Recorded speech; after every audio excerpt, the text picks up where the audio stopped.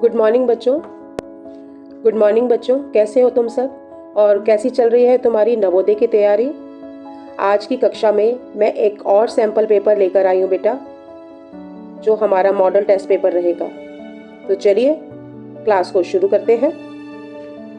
पहला प्रश्न है, इसमें आपको 1 से लेके 4 प्रश्नों में जो फिगर आपको लेफ्ट में दे रखी है वही फिगर आपने राइट में भी ढूंढनी है। तो हमारा फर्स्ट का जो आंसर हो जाएगा वो हो जाएगा ये। अब ये सी क्यों नहीं होगा, क्योंकि सी में आप देख रहे हैं राइट हैंड साइड पर डार्क ज़्यादा है, लेफ्ट में लाइट है। जबकि यहाँ पर अगर आप इस चित्र में ध्यान से देखें तो लेफ्ट हैंड साइड में डार्क ज़्यादा है, तो हमारा ऑप्शन डी राइट आंसर होगा। क्वेश्चन नंबर 2, अगर मैं इसकी सेम फिगर की बात करूँ तो ये मेरा ऑप्शन आता है ऑप्शन नंबर डी में। Come to question number 3। Question number 3 का जो सेम फिगर है वो ये भी नहीं है, ये भी नहीं है, यहाँ 2 बने हुए हैं, तो ये है हमारी right figure. Come to question number 4, same figure हमारी बन रही है ऑप्शन नंबर बी में। नेक्स्ट है क्वेश्चन नंबर 5, 6, 7, 8 में आपने रिलेट करना है और फिगर को कंप्लीट करना है। तो अगर हम इसमें देखें तो 2 ट्राइंगल हैं, ऊपर का हिस्सा कलर्ड है और उसके बाद नीचे वाला हिस्सा 180 डिग्री घूमकर उसके साथ जुड़ जाता है। तो यहाँ पर हम देख रहे हैं नीचे वाला हिस्सा जो है वो कलर्ड है और नीचे वाला हिस्सा ही 180 डिग्री पर घूम जाएगा, तो हमारा आंसर आ जाएगा डी ऑप्शन। नेक्स्ट है क्वेश्चन नंबर 6। क्वेश्चन नंबर 6 में क्रॉस है और उसके बाद यहाँ पर आप देख रहे हैं कि 4 ट्राइंगल्स बन रहे हैं, ठीक है। तो उसी प्रकार से हमारा यहाँ प्लस का निशान है और हमारे 4 ट्राइंगल्स यहाँ बनते हुए दिखाई दे रहे हैं और नहीं दिख रहे, क्योंकि यहाँ पर क्रॉस का निशान जो है बट प्लस का निशान नहीं है। तो हमारा सही ऑप्शन आ जाएगा ऑप्शन नंबर ए। अगर हम 7 की फिगर को देखें बेटा, तो यहाँ तो दे रखा है 2 ट्राइंगल्स और उसका 1 ट्राइंगल हो गया। यहाँ दिया हुआ 1 ट्राइंगल, तो मुझे लग रहा है ये ट्राइंगल इनको यहाँ बनाना चाहिए था पेंटागन, और यहाँ क्वेश्चन पूछना चाहिए था, ये उल्टा हो गया। तो यहाँ पर आंसर आ जाएगा ऑप्शन नंबर डी होगा। तो इसमें 2 पेंटागन है एक दूसरे से रिवर्स में उल्टे 180 डिग्री पर है ना, और उसमें ये वाला ऑप्शन फिगर यहाँ आएगी। नेक्स्ट हम आते हैं क्वेश्चन नंबर 8। तो 8th में अगर हम आए तो ये जो बीच का कॉमन हिस्सा है वो हमने कलर कर दिया है, तो अगर हम इसको कलर करते हैं तो हमारा ऑप्शन ए जो है वो राइट आंसर होगा। Move to question number 9। अब 9, 10th, 11th और 12th यहाँ पर हमने रिमेनिंग पार्ट को भरना है। तो अगर मैं 9th की बात करती हूँ तो हमारा सही ऑप्शन आएगा ऑप्शन नंबर डी।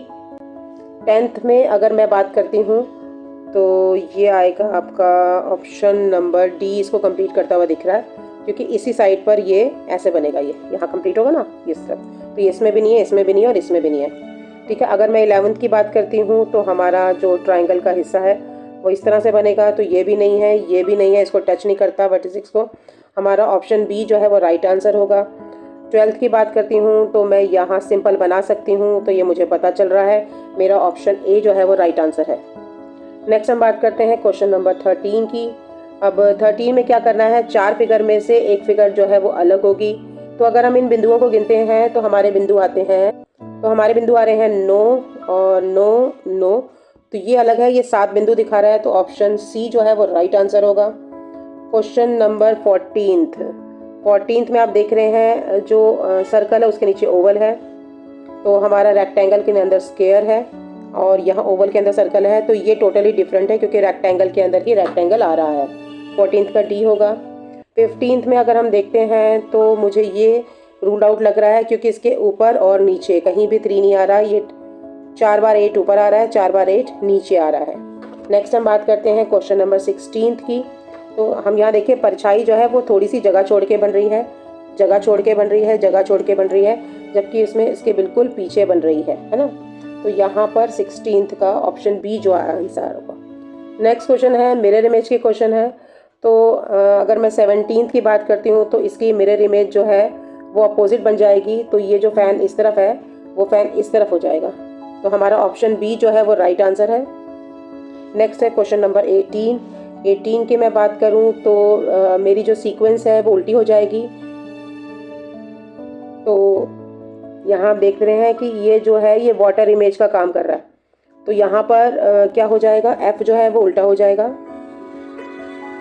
तो हम बात कर रहे थे इसकी तो यहाँ वाटर इमेज जो बनेगी तो आपका जी उल्टा हो जाएगा और आर भी उल्टा हो जाएगा, तो हमारा ऑप्शन सी जो है वो राइट आंसर होगा। नेक्स्ट फिगर आती है, ये भी हमारी वाटर इमेज की तरह ही वर्क करेगी। तो जो लेफ्ट है वो नीचे चला जाएगा और ये वाला इस तरफ आ जाएगा, तो हमारा ऑप्शन सी जो है वो राइट आंसर हो जाएगा। ठीक है, और अगर मैं शीशा इस तरफ होता तब हमारी फिगर क्या होती, तब हमारी फिगर कुछ इस तरह से होती। नेक्स्ट है, यहाँ पर मिरर इमेज है, तो इसमें रिवर्स हो जाएगा, जो ट्राइंगल इस तरफ है वो ट्राइंगल इस तरफ आ जाएगा। तो हमारी कौन सी फिगर है बेटा, हमारी फिगर आ जाएगी इसमें बी फिगर। नेक्स्ट हम आते हैं रिमेनिंग पार्ट को कंप्लीट करना है। तो अगर मैं इसको कंप्लीट करती हूँ तो मेरा ऑप्शन बी जो है वो राइट आंसर होगा। 22 है, अगर मैं इसको पूरा करती हूँ तो बताओ कौन सी फिगर बनेगी। तो ये तो फिगर बन नहीं रही है, ये भी नहीं है, ये भी नहीं है, ऑप्शन डी जो है वो राइट आंसर है। 23 है, इसको अगर मैं कंप्लीट करती हूँ तो मेरी फिगर बन जाएगी ये वाली, ऑप्शन ए, क्योंकि ट्राइंगल और इतने कोने तो हमारे बन भी नहीं रहे हैं। नेक्स्ट हम बात करते हैं 24 की। तो अगर हम इसे कंप्लीट कर लेते हैं इस तरह से तो हमारा ऑप्शन जो बन जाएगा वो बन जाएगा ऑप्शन नंबर बी। 25 की बात करते हैं, जिसमें हमें एम्बेडेड फिगर देखनी है कि ये फिगर उसमें कहाँ छुपी हुई है। 25 में मुझे ये चाहिए ऐसे और ऐसे, तो मुझे ये फिगर बन रही है यहाँ पर। नेक्स्ट है 26 की बात करते हैं, तो ये वाला बी ध्यान से देखो, जिसके थोड़ा सा लास्ट में ऐसे है, तो ये फिगर बन रही है ऑप्शन नंबर सी में। 27 की बात करती हूँ तो ये मेरा बन रहा है 27, ये ऐसे कुछ बन रहा है ना, ये देखो ये यहाँ पर बन रहा है, तो यहाँ पर आ जाएगा आपका ए। 28 की अगर मैं बात करती हूँ तो ये मुझे देखना है नीचे ट्रायंगल्स कहाँ बन रहे हैं। तो ट्रायंगल्स आपके बन रहे हैं, देखो इसमें तो बन नहीं रहे हैं, ठीक है, और इसमें भी नहीं बन रहे हैं। अब रह गई ये दोनों, हाँ जी, तो ये ध्यान से देखो, ये बन रहा है ऐसे, बन रहा है ऐसे, और फिर ऐसे ऐसे ऐसे और ऐसे, तो हमारा ए जो है वो राइट आंसर है। नेक्स्ट हम बात करते हैं, ये कटआउट्स दे रखे हैं, अगर हम पेपर फोल्ड करेंगे, कटिंग करेंगे, तो ये फिगर इस तरफ आएगी और ये इस तरफ भी जाएगी। तो मेरे पास कौन सी फिगर आ जाती है 29 के लिए, दैट इज़ ऑप्शन नंबर आपका डी हो जाता है। 30 की बात करती हूँ, पेपर को फोल्ड करा है और इस प्रकार से खोला है, तो ये तो बेटा चारों में ही जाएगा आसपास, और आपका इधर भी जाएगा, इधर भी जाएगा, इधर भी जाएगा, इधर भी जाएगा, तो ऑप्शन सी जो है वो राइट आंसर होगा। ठीक है, अब हम 31 की बात करते हैं। अब यहाँ पर ये चीज़ है, तो ये कुछ ऐसे पूरी होगी, तो अगर ऐसे पूरी होगी तो हमारा कौन सा ऑप्शन आएगा, और साइड की लाइन भी है, ध्यान रखना ये बात। तो यहाँ साइड की लाइन आ रही है सिर्फ डी में, इसमें ना लाइन नहीं आ रही है बेटा, तो ये हमें ध्यान रखना। 32, अब इसमें जो है वो डायगनली फोल्ड किया हुआ है, इसका मतलब जो डिज़ाइन इधर बनेगा वही डिज़ाइन इधर भी आएगा, बस इतना ही ध्यान रखना। तो ये जब इधर खुलेगा तो ये ऐसे आ जाएगा, ये खुलेगा तो ये ऐसे आ जाएगा, तो ये ऐसे हो जाएगा ना। अब इसका रिवर्स कर लो तो डबल कर लो, तो हमारा आंसर हो जाएगा ये वाला, है ना। तो ये तो नहीं बनेगा, ये भी नहीं बनेगा, और ये भी नहीं बनेगा। अब 33rd क्वेश्चन जो है, इसमें हमें पैटर्न को कंप्लीट करना है। इधर है, फिर ऊपर कलर है, फिर नीचे कलर है, ये थर्ड पोर्शन में कलर है। अब ये हमारा 1/4 रह गया ना, तो उसमें कहाँ कलर आएगा, ऊपर की ओर कलर आएगा, तो हमारा ऑप्शन बी जो है वो राइट आंसर होगा। अब 34th को देखते हैं, तो ये 45 डिग्री का कोण है, 45 + 45 90 हो गया, ठीक है। अब 90 में 45 जोड़ देंगे तो 135 डिग्री बन गया। अब हमारा कौन सा डिग्री हो जाएगा, 135 में अगर हम 45 जोड़ लेते हैं तो हमारा कितना आ जाएगा, 180 डिग्री, यानी कि हमारा ऑप्शन बी जो है वो राइट आंसर होगा।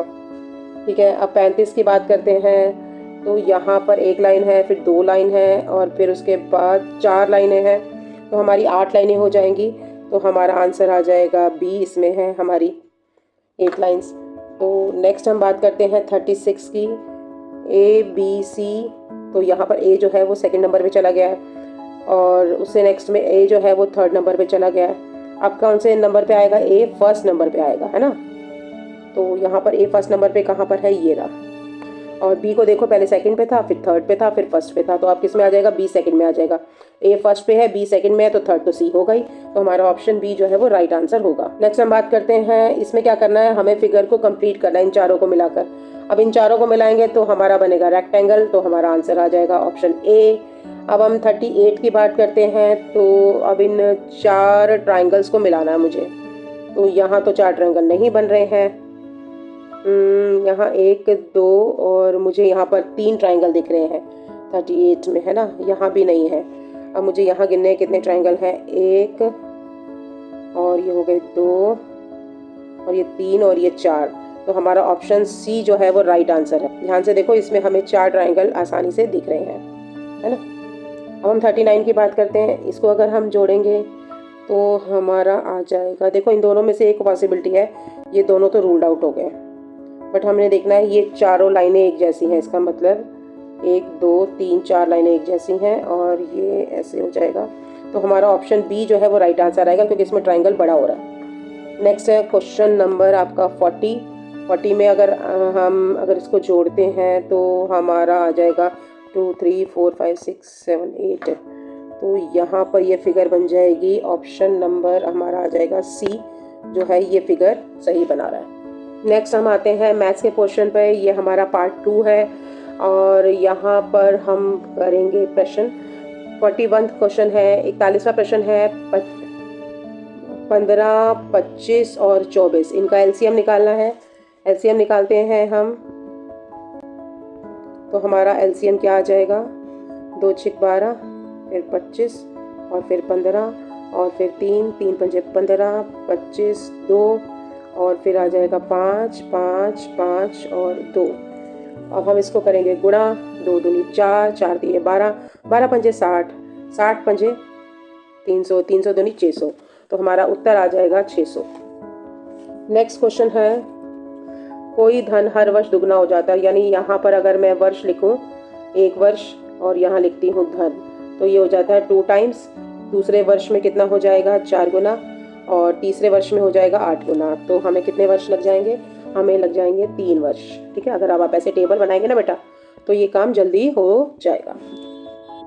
नेक्स्ट है, यदि किसी संख्या को 0.6 से गुणा करने पर उत्तर मुझे ये आता है और यदि उसी संख्या को 0.06 से, हाँ हमने देखना है ये जो 0.6 है और 0.06 है, इन दोनों में क्या अंतर है। ये जो ये है ना, इसका 1/10वां भाग है ना, 1/10वां ही तो है, क्योंकि यहाँ पर 1/10 में और ये जो है 100 पोजीशन पे किसका हुआ। बस हमने क्या करना है, इस वाले इसको लिख लेना है और इसको 10 से डिवाइड कर देना है।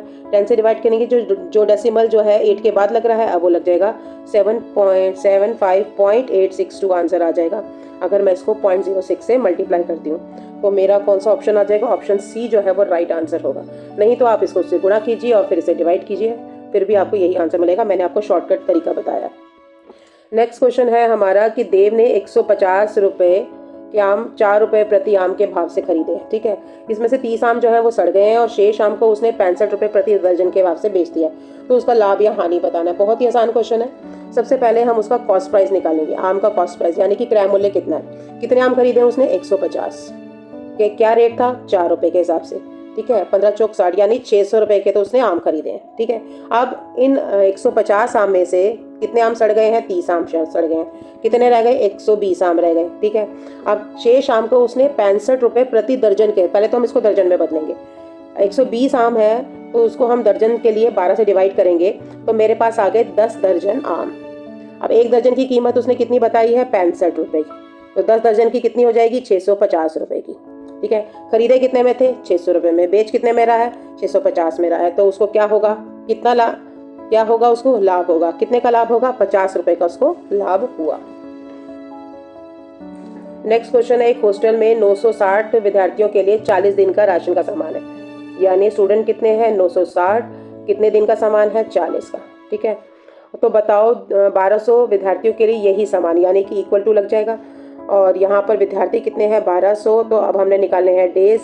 3 चीज़ें हमें दे रखी हैं, चौथी निकालनी है वैल्यू। तो डी को यहाँ रखेंगे, 1200 को नीचे ले आएंगे।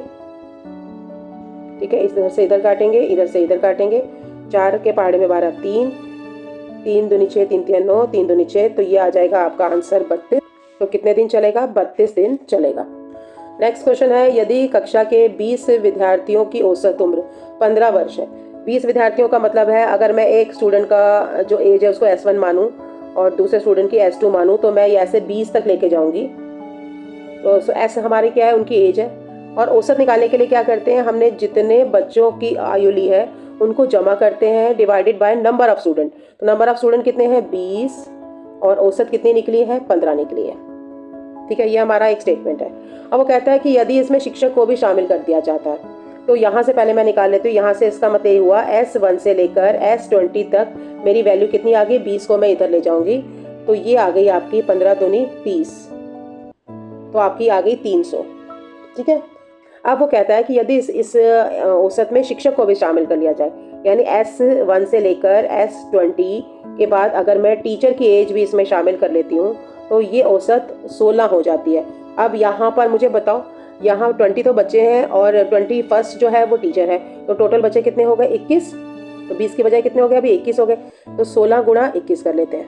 ठीक है, अब हम क्या करेंगे, इस वैल्यू की जगह हम ये वाली वैल्यू डाल देते हैं, 300 डाल देते हैं। तो फिर देखते हैं आंसर कितना आता है। तो ये आंसर आ जाएगा 300 प्लस टी। अब 16 को 21 से गुणा करते हैं, 336 आता है, 336। तो टी की वैल्यू हो जाएगी, 300 को इधर ले जाएंगे तो टी की वैल्यू आ जाएगी 36, यानी टीचर की जो उम्र निकलेगी वो निकलेगी 36 साल। हमारा ऑप्शन बी जो है वो राइट आंसर होगा। नेक्स्ट क्वेश्चन है, बताइए इसमें से कौन सा युग्म सही है। तो पहले हमने देखना है 500 का 0.2 को हटाएंगे तो 2/10 आ जाएगा, तो ये आ जाएगा आपका 100। और अब यहाँ 1500 का हम 6% निकालेंगे तो 6/10 कर देंगे। ठीक है, तो ये आंसर कितना आ रहा है 900। तो क्या 100 900 के बराबर है, नहीं, तो ये तो गलत हो गया। अब ऐसे ही हम 400 का निकालेंगे, 400 गुणा 2/10। ठीक है, तो ये तो आ गया 80। अब ऐसे ही 1600 का निकालेंगे तो 1600 का हो जाएगा 1600 गुणा 5 बटा, क्योंकि डेसिमल के 2 प्लेस तक है तो 100 लगाएंगे, 16 पंजे 80। तो हमारा सही उत्तर ऑप्शन जो है वो बी आ रहा है। तीसरे को भी चेक कर लेते हैं, 0.5 है, हटाएंगे 0.5 तो ये आ जाएगा, तो यानी ये तो 1/2 हुआ, तो 1/5 तो नहीं हुआ। ऐसे ही ये भी 1/5 नहीं होगा, तो ये भी गलत है, ये हो जाएगा 5/100, है ना, तो ये 1/20 हो जाएगा बेटा। तो हमारा सही उत्तर क्या होगा, ऑप्शन बी। नेक्स्ट है, इन सबको हमने ऐड करना है। मुझे पता है 2 को जब मैं 2 से गुणा करती हूँ तो 4 आता है, यानी पहले का उत्तर आ गया 4। अब 2 की पावर 3 है, तो उसी 4 को अगर मैं 2 से गुणा कर दूँ तो 8 हो गया। ठीक है, अब 8 को अगर मैं फिर से 2 से गुणा कर दूँ तो 16 आ गया। ठीक है, उसी 16 को मैं दोबारा 2 की पावर 5 हो गया ना, 2 कितनी बार आया 5 बार, तो इसका क्या होगा 16 दूनी 32। बस अब आपने क्या करना है, इन सबको जोड़ना, आपका आंसर आ जाएगा 60। नेक्स्ट है, परिमाप निकालना है। 10 दे रखा है, 10 और ये 5 है, 3 है। अब ये मुझे देखना है कितना है, देखो ये यहाँ पर 10 है, ठीक है, ये 5 दे रखा है, तो नेचुरली ये भी 5 ही होगा, ये भी 5 होगा। अब रह गई ये दोनों निकालने, है ना, तो ये है 3 मीटर, ये है 2 मीटर, 5 मीटर, 5 मीटर हो गए। टोटल मीटर है ये 10 का। ठीक है, तो यानी कितने रह गए हमारे पास, 5 रह गए। ठीक है, और ये कितना हो जाएगा, ये हो जाएगा 2 और 5। देखो इधर भी 5 इधर भी 5, टोटल हो गए 10। अब हम पेरीमीटर निकाल लेते हैं। 10 जमा 10, 10 जमा 10 जमा 2 जमा 5 जमा 2 जमा 5 जमा 2 जमा 5, 5 हो गया, जमा 3 जमा 5 जमा 1, हमारा आ गया 60 मीटर। नेक्स्ट क्वेश्चन आता है, क्वेश्चन नंबर 50। इनमें से 9 से पूरी तरह से विभाजित कौन सी संख्या है। सबसे आसान तरीका है कि सबसे पहले हम इन सभी अंकों को जोड़ लेते हैं। 9 जमा 9 जमा 9 जमा 4 जमा 2 जमा 1 आ गया आपका 34। ये नहीं है 9 के पहाड़े में। ऑप्शन नंबर बी में जाते हैं। 4 और 2 6 और 1 7 और 3 10 और 3 13 13 और 3 16, ये भी 9 के पहाड़े में नहीं आता। पता क्या होता है, इसका डिविजिबिलिटी रूल होता है कि आप संख्याओं को योग कर ले, अगर वो 9 के पहाड़े में आता है तो वो 9 से डिवाइड होगा। नेक्स्ट है 3 और 2 5 और 1 6 7 8 9, 9 आ रहा है, इसका आंसर आएगा सी। इसको भी कर लेते हैं। 8 और 2 10 और 1 11 11 और 6 17 17 और 6 23 23 और 6 29, तो 29 भी नहीं जाता, तो हमारा ऑप्शन आ जाएगा option number C. Next question है, इस संख्या में 6 और 3 के स्थानीय मानों का अंतर निकालना। बहुत आसान है। 3 का स्थानीय मान कितना होता है बेटा 30, और 6 का निकलेगा 6000। बस माइनस कर दो, आपका आ जाएगा, इसमें से गया 9 और 5, तो आपका आंसर आ जाएगा 5970, राइट आंसर। चलिए अब यहाँ पर है 4 व्यक्ति हैं A B C D, इनकी आय और व्यय दिखा देखिए, आय को दिखा रखा है, व्यय को दिखा रखा है। ठीक है, तो बताना किस व्यक्ति की बचत सबसे कम है। तो सबसे पहले हम A की बात करते हैं। यहाँ पर हम आय लिख लेते हैं और ये लिख लेते हैं व्यय, और यहाँ लिख लेते हैं बचत। ठीक है, A B C और D। ठीक है, ऐसे कॉलम बना लेते हैं अब हम। तो ए की आय कितनी लग रही है, देखो 40 पर आ रहा है, 40 है इसकी आय, ठीक है। और ये कितनी कर रहा है, खर्चा कितना कर रहा है, 35 का कर रहा है। तो 40 आय है, 35 उसका खर्चा है, तो बचत हो गई 5, ठीक है। ऐसे ही हम बी की निकालते हैं। बी की कितनी आ रही है, 50 आ रही है, और इसकी खर्चा कितना हो रहा है, 10 हो रहा है, तो 50 में से 10 गए, 40 आ गया, ठीक है। अब हम सी की निकालते हैं। सी की कितनी है, 40 है हमारी, ठीक है, और इसकी बचत कितनी हो रही है, 25 हो रही है। तो सॉरी, व्यय हो रहा है 25 और बचत हो जाएगी इसकी 15। अब हम डी की बात करते हैं। डी की जो आ रही है वो 65 आ रही है, आई थिंक सो, नहीं सॉरी 55 आ रही है, हाँ 55 आ रही है डी की। और इसका जो खर्चा आ रहा है वो आ रहा है, ये देखो 15, ठीक है। तो इसका आंसर क्या हो जाएगा, इसका आंसर हो जाएगा 40। तो अब हम बात करते हैं, सवाल है किस व्यक्ति की बचत जो है वो सबसे कम है। तो इसमें आंसर क्या आएगा, इसमें आंसर आएगा आपका, आंसर आ जाएगा इसमें आपका ए, क्योंकि सिर्फ इसी की बचत सबसे कम है। और बचत सबसे ज़्यादा आ जाएगी बी और डी की, दोनों की सेम है 40। नेक्स्ट क्वेश्चन है कि यहाँ पर हमने देखो 0.5 10.05 ऐड कर देंगे तो हमारा आ जाएगा 10.55, ठीक है। इसमें और क्या ऐड करना है, 0.005 ऐड कर देंगे तो हमारा आ जाएगा ये 10.555। अब इसमें से 2.5, क्योंकि बाकी स्थान पर ना कोई नंबर नहीं है तो हम 0 करके माइनस कर देते हैं, ठीक है। तो 8.055 आंसर आ जाएगा, जो कि हमारा ऑप्शन ए जो है वो राइट आंसर होगा। नेक्स्ट है 3 पेन का जो कॉस्ट है वो है 21 रुपये का, ठीक है। तो एक पेन कितने का होगा, 21/3 यानी कि 7 रुपये का। अब वो पूछ रहा है 7 रुपये के कितने पेन आएंगे, भाई एक पेन ही 7 रुपये का है तो एक ही तो पेन आएगा इसमें। नेक्स्ट क्वेश्चन है आपका 1,05,001 में से 6399 घटाने पर क्या प्राप्त होगा। तो हम लिखते हैं 1,05,001, ठीक है। अब इसमें से क्या घटा रहे हैं हम, 6399। तो चलिए माइनस करते हैं। तो यहाँ माइनस करेंगे तो अब हमारा आ जाएगा इसमें, तो ये तो हो जाएगा, ये हो जाएगा 10 का 9, 15 का 14, फिर 10 का 9, 10 का 9 और 11। तो 11 में से 9 गए 2, 9 में से 9 गए 0, 9 में से 3 गए 6, 14 में से 6 गए 8 और 9। तो हमारा आंसर आ जाएगा ऑप्शन नंबर डी। कि पहले तो हम इसे डिवाइड करना है। तो देखो 25 डिवाइडेड बाय 0.5, तो 0.5 को जब हम खोलेंगे तो बटा 10 करेंगे और 10 जो होता है वो यहाँ पर गुणा हो जाएगा, ठीक है। जो इसके नीचे का 10 आएगा ना बेटा वो मल्टीप्लाई हो जाएगा। इसको हम इस तरह से भी खोल सकते हैं, दूसरा तरीका भी है इसका। दूसरा तरीका क्या है, 25 है तो हम क्या करेंगे, यहाँ मल्टीप्लाई का निशान लगाएंगे और 1/0.5 कर देंगे। क्यों, क्योंकि जब मैं डिवीज़न से खोलती हूँ उसको और गुणा का निशान लगाती हूँ तो मेरा जो फ्रैक्शन है वो उल्टा हो जाता है। अब इसमें फ्रैक्शन क्या है, 0.5/1 है तो ये हो जाएगा 1/0.5। अब हम 0.5 को खोलेंगे, डेसिमल को जब हटाएंगे तो 10 लगेगा, तो 10 कहाँ लग जाएगा, ऊपर लग जाएगा। तो 5 दूनी 10, हमारा आ गया 50। अब 50 में जमा करना है, ऐसे ही इसको भी करेंगे। ये 3.5 है डिवाइडेड बाय 0.5 है। देखो यहाँ भी 0.5 है, यहाँ भी 0.5 है, तो ये दोनों ही जो है, देखो इसको खोलेंगे तो 10 आएगा नीचे, इसको खोलेंगे तो भी 10 आएगा, वो ऊपर 10 से 10 कट गया तो यहाँ आ गया 7, ठीक है। तो हमारा आंसर क्या आ जाएगा, 57, 50 + 7। नेक्स्ट क्वेश्चन है, अब इसमें क्या करना है हमें, 200 माइनस, फिर ब्रैकेट है ओपन, फिर 50 + 1/4, फिर ब्रैकेट ओपन, 100 डिवाइडेड बाय 1/4 है। तो सबसे पहले हम इसी को सॉल्व करते हैं। 100 है, जैसा कि मैंने अभी बताया, जब हम इसको ओपन करेंगे मल्टीप्लिकेशन का निशान डालेंगे तो 1/4 क्या हो जाएगा, 4 बन जाएगा, बटा 1 हो जाएगा। तो आंसर आ जाएगा इसका 400। और 400 को जब हम 1/4 से गुणा करेंगे तो हमारा आंसर आ जाएगा 100। 100 में 50 जोड़ देंगे, 150 आ जाएगा। और 200 में से माइनस करेंगे तो आंसर आ जाएगा आपका 200 में से 150 के आंसर आ गया 50। नेक्स्ट क्वेश्चन है, कोण ए जो है कोण बी का कौन सा कोण है।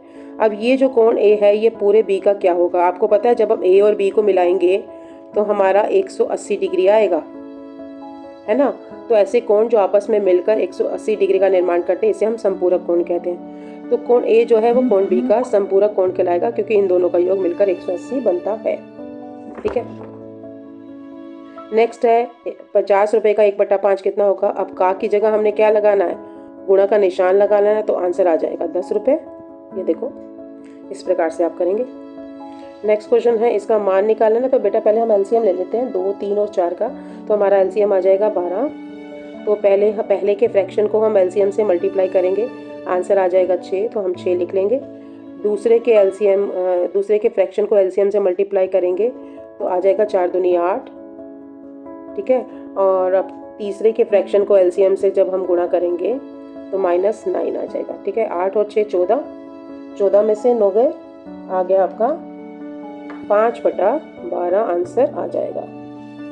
नेक्स्ट हम आते हैं अनुच्छेद पे। नेमिनाथ जी के मंदिर के पास ही प्रथम तीर्थंकर आदिनाथ जी का मंदिर है। इसे तेजपाल और वास्तुपाल नामक 2 भाइयों ने सन 1230 में बनवाया था। दिलवाड़ा में कई जैन मंदिर हैं, इनमें से 2 मुख्य हैं, नेमिनाथ जी का और दूसरा आदिनाथ जी का। नेमिनाथ जी का विशाल चबूतरे पर बना हुआ मंदिर है। इस मंदिर में बाहर से देखने पर उतना सुंदर नहीं लगा, परंतु अंदर जाकर तो हम चकित रह गए। मंदिर के वातावरण में अपूर्व शांति थी। भगवान नेमिनाथ जी की मूर्ति जगमगा रही थी। तो ये आपका पैराग्राफ है। चलिए अब हम प्रश्न उत्तर देख लेते हैं। 61 नंबर पे है, नेमिनाथ जी और आदिनाथ जी के मंदिर किस स्थान पर है। यह है दिलवाड़ा में। अगला है, आदिनाथ जी के मंदिर का निर्माण किस सन में शुरू हुआ। यह हुआ 1230 में। नेक्स्ट है, मंदिर के वातावरण में क्या थी, अपूर्व शांति। मंदिर बनवाने वाले 2 भाइयों में से एक का नाम क्या था, तेजपाल। और 65वां क्वेश्चन है, मंदिर में भगवान की मूर्ति जगमगा रही थी, किसकी, नेमिनाथ जी की। तो इसमें जो आंसर आ जाएगा आपका वो आ जाएगा ऑप्शन सी, नेमिनाथ जी। अनुच्छेद 2 को पढ़ेंगे। एक विद्यार्थी को एक किसान और एक व्यापारी के समान होना चाहिए। किसान अपने कार्य के प्रति हर समय चिंतित रहता है और व्यापारी अपने व्यवसाय के लिए हमेशा सजग रहता है। उसी प्रकार विद्यार्थी को भी अपने कार्य के प्रति हमेशा तत्पर रहना चाहिए। किसान और व्यापारी को हर समय सोते जागते, खाते पीते, चलते फिरते अपने काम की चिंता बनी रहती है, कभी भूलता नहीं है। उसी प्रकार एक विद्यार्थी भी एक किसान और व्यापारी के समान अपने कार्य की चिंता हर वक्त करे और सतत मतलब लगातार प्रयत्नशील रहे तो निश्चित ही सफलता मिलेगी। तो यह है हमारा पैराग्राफ। अब इस पर प्रश्न उत्तर देख लेते हैं। किसको किसान और व्यापारी के समान समझना चाहिए। ऑप्शन है, आंसर आएगा इसमें विद्यार्थी को। अगला है, व्यापारी अपने कार्य के प्रति हर समय डैश रहता है, तो इसमें आएगा सजग। ये देखिए यहाँ लिखा हुआ है सजग। नेक्स्ट है, निश्चित सफलता के लिए क्या आवश्यक है। इसके लिए आवश्यक है सतत प्रयत्नशीलता। सतत मतलब लगातार, प्रयत्नशीलता मतलब कोशिश करने की आदत। नेक्स्ट है, व्यापार कौन करता है। व्यापार करता है महाजन, जिसे हम वैश्य भी कहते हैं और व्यापारी भी कहते हैं। लास्ट है 70 नंबर का क्वेश्चन, विद्यार्थी को अपने कार्य के प्रति हमेशा तत्पर होना चाहिए। अनुच्छेद नंबर 3 है, पर्यावरण को शुद्ध बनाने में वृक्ष महत्वपूर्ण भूमिका अदा करते हैं। वृक्षों को हरा सोना भी कहा जाता है। वृक्षों से बहुत सारे अनेक लाभ हैं। इनकी जड़ों द्वारा वर्षा का जल जमीन के अंदर तक पहुंचता है, जिससे भूमि में खेती करने के लिए जरूरी नमी बनी रहती है। कुओं में पानी का स्तर भी ठीक रहता है। वृक्षों की जड़ें भूमि के अंदर मिट्टी में फैलकर इनके कणों को जकड़े रखती हैं, जिससे भूमि का कटाव नहीं हो पाता। साथ ही वृक्षों के पत्ते बरसात में सीधे पड़ने वाली बूंदों के वेग को रोककर मिट्टी की उपजाऊ सतह को कटने से बचाते हैं। इसके अतिरिक्त वृक्ष पक्षियों और जानवरों के शरण स्थल है। पहला सवाल है, हरा सोना किसे कहा जाता है। हरा सोना कहा जाता है वृक्षों को। 72 है कि वृक्षों की जड़ों का महत्वपूर्ण कार्य क्या है। वृक्षों की जड़ों का महत्वपूर्ण कार्य है कि वर्षा के जल को जमीन के अंदर पहुंचाना। नेक्स्ट है, मिट्टी का कटाव किसके द्वारा रुकता है। मिट्टी का कटाव रुकता है वृक्षों की जड़ों के द्वारा। नेक्स्ट है, वृक्षों की पत्तियां बरसात में सीधे पड़ने वाली बूंदों के वेग को रोककर भूमि के कटाव को रोकती हैं। नेक्स्ट है, वृक्षारोपण किसे कहते हैं। नए पौधे लगाने को वृक्षारोपण कहते हैं। आज के लास्ट पैराग्राफ पर आ रहे हैं, अनुच्छेद 4। प्रातःकाल तुम सबसे अधिक प्रतीक्षा करते हो वो मैं ही हूँ। मैं कौन हूँ, मेरा क्या रूप है, मुझे क्या क्या नामों से पुकारा जाता है, जानिए मेरे बारे में। मैं समाचार पत्र हूँ, उर्दू में लोग मुझे अखबार कहते हैं, अंग्रेजी में मेरा नाम न्यूज़पेपर है। मेरे रूप तो अनेक हैं, जैसे कि दैनिक है जो कि रोज छपने वाला, साप्ताहिक सप्ताह में छपने वाला, मासिक मास में एक बार छपने वाला, त्रैमासिक 3 मास में एक बार छपने वाला। अधिकतम मेरे दैनिक रूपों पर लोगों का ध्यान बहुत केंद्रित रहता है। हिंदी में हिंदुस्तान, नवभारत टाइम्स, जनसत्ता, पंजाब केसरी, दैनिक जागरण आदि मेरे दैनिक रूप हैं। आप लोगों के हाथ में आने से पूर्व मुझे अनेक प्रक्रियाओं से गुजरना पड़ता है। मैं सभी प्रांतों और देशों को मिलाता हूँ, इसलिए मैं कूप मेंढक यानी कि कुएं के मेंढक के दृष्टिकोण को विस्तृत भी कर देता हूँ। हमारी सोचने समझने का जो नज़रिया होता है वो बदल जाता है। तो पहला सवाल है, उर्दू में समाचार पत्र को क्या कहते हैं? उर्दू में समाचार पत्र को कहते हैं अखबार। दूसरा है, समाचार पत्र कौन कौन से रूप में प्रकाशित होता है? समाचार पत्र दैनिक, मासिक और साप्ताहिक के तीनों रूप में होता है, तो उसमें ऑप्शन आ जाएगा ये सभी। अगला है, अखबार के किस रूप पर लोगों का ध्यान अधिक केंद्रित रहता है? वो रहता है रोज जो सुबह अखबार आता है यानी कि दैनिक। नेक्स्ट है, समाचार पत्र विस्तृत क्या देता है? विस्तृत देता है दृष्टिकोण को, देखने और सोचने का दायरा बढ़ाता है। आप लोगों के हाथ में आने से पूर्व मुझे अनेक प्रक्रियाओं से गुजरना पड़ता है। ये किसने कहा था? ये कहा था समाचार पत्र ने। बच्चों, इसके साथ हमारा ये वाला सैम्पल पेपर होता है पूरा। आशा करती हूँ आपको इसके सभी प्रश्न और उत्तर अच्छी तरह से समझ में आ गए होंगे और इसे आपने अपनी कॉपी में भी उतार लिया होगा। मिलेंगे अगली वीडियो में, जिसमें मैं कुछ और प्रश्नों के उत्तर और सैम्पल पेपर लेकर आऊँगी। और मेरे चैनल को लाइक और सब्सक्राइब करना मत भूलना, ताकि इनकी नोटिफिकेशन आपके पास सबसे पहले पहुँच जाए। तो मिलते हैं अगली वीडियो में।